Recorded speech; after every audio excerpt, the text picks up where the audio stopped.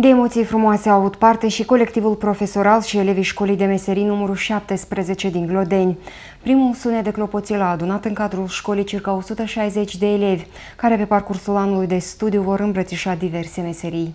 În fiecare an, alături de liceele din cadrul orașului, primul sunet de clopoțel răsună și la școala de meserii numărul 17.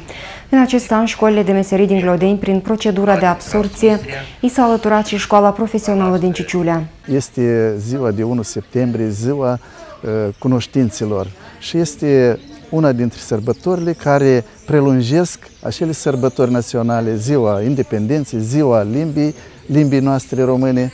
Deci suntem în sărbătoare și acum suntem a doilea an în procesul de absorpție.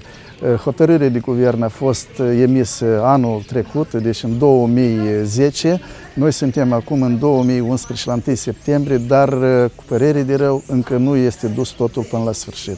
Emoțiile au fost dublate, odată cu coinciderea Zilei Cunoștințelor cu cei 20 de ani de independență. Acum este mai emoțional, dat fiind faptul că ea este parvenită de niște sărbători patriotice pe care numai ce le-am omagiat și le-am marcat, care îndeopște, eu am socot că în acest an, atât în Republic, cât și în raion, chiar cât și în școli, s-a dat o atenție mult mai bună la aceste evenimente și cred eu că școala noastră, cu tradiții frumoase, cu tradiții foarte apreciate chiar și de raion și de Republică, cred eu că va face față și va face niște specialiști. La început de cale, elevii veniți din alte raioane ale țării pentru a îmbrățișa o meserie au așteptări frumoase de la noul an de studii.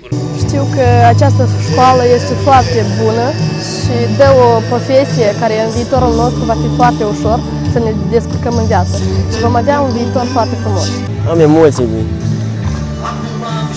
pozitive și sper că să fie un an bogat. În acest an, școala de meserii din Glodeni oferă 250 de locuri la 3 specialități de bază. Acestea sunt domeniul construcțiilor, mecanici auto și tractoriști. Diana Zăporojan, Mihai Moldovanu pentru știri.